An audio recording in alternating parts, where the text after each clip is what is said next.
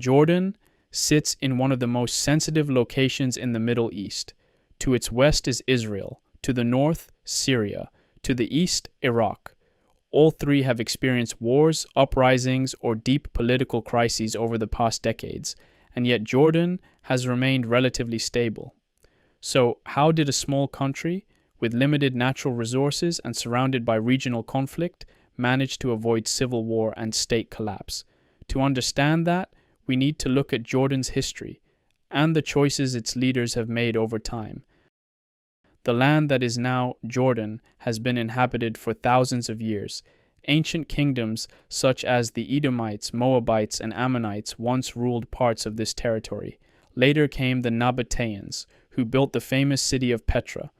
After them, the Romans and Byzantines controlled the region. In 630 CE, the area became one of the early regions of Greater Syria to accept Islam. From then on, it became part of successive Islamic empires. Centuries later, in 1516, the region fell under Ottoman rule. It remained part of the Ottoman Empire for around 400 years, but by the early 20th century, tensions were rising. Arab leaders, frustrated with Ottoman central control, launched the Arab Revolt in 1916 during the First World War. Local fighters from the region that would become Jordan took part in that revolt. When the Ottoman Empire collapsed in 1918, the Middle East was divided by European powers. In 1921, the Emirate of Transjordan was established under British supervision. It was led by Emir Abdullah, a member of the Hashemite family. In 1946, Transjordan gained full independence and became the Hashemite Kingdom of Jordan. From the start, the country faced a difficult reality. It was young, resource-poor, and located in a volatile region. Just 2 years after independence, Jordan entered the 1948 Arab-Israeli War. After the war, Jordan took control of the West Bank and East Jerusalem. This changed the country's demographic balance, as many Palestinian refugees moved into Jordanian territory.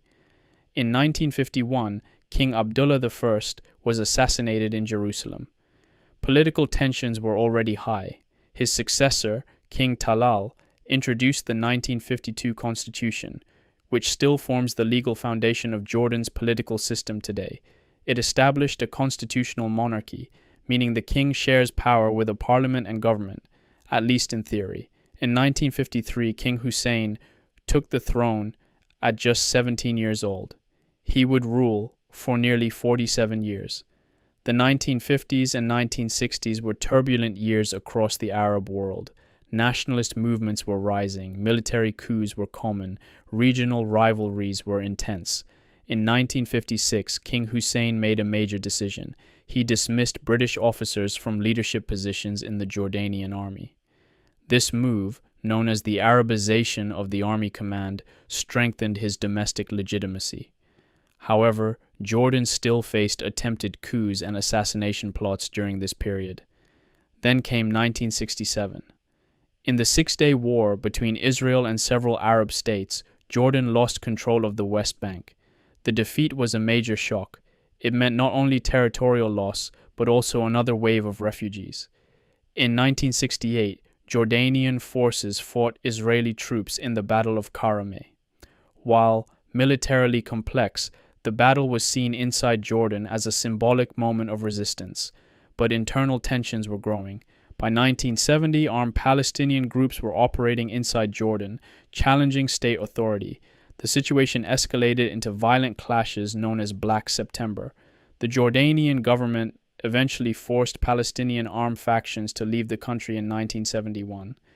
It was a painful and controversial chapter, but from the government's perspective, it restored centralized control over the state.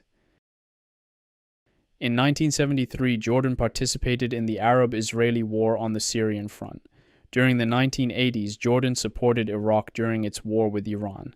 Economic ties with Iraq became important, but in 1990, when Iraq invaded Kuwait, Jordan faced a difficult choice. It tried to maintain a balanced position. However, international sanctions on Iraq hurt Jordan's economy. Trade routes were disrupted, unemployment and public debt increased. Facing economic pressure and changing regional dynamics, Jordan signed a peace treaty with Israel in 1994. following the Oslo Accords between Israel and the Palestinians. For some Jordanians, this was a pragmatic step to ensure stability and international support. For others, it was controversial.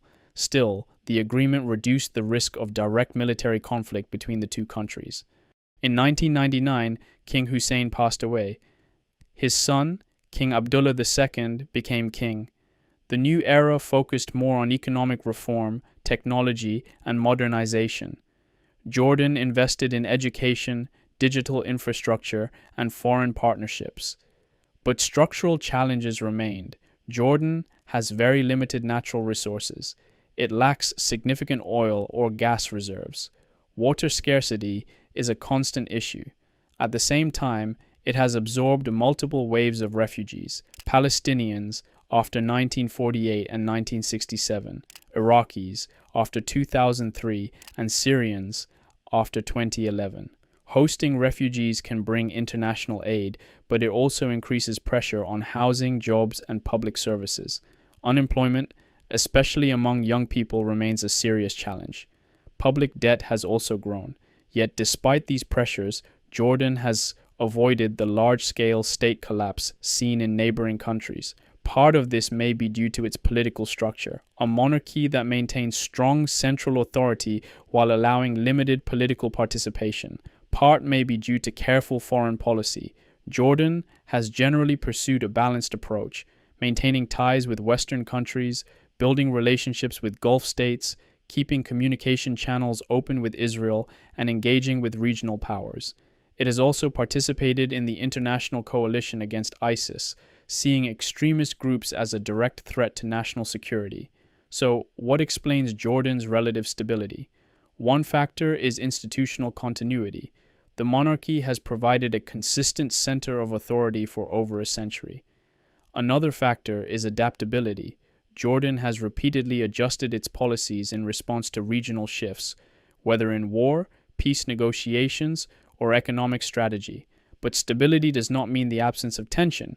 Economic inequality, political reform, demands, and regional instability continue to test the system.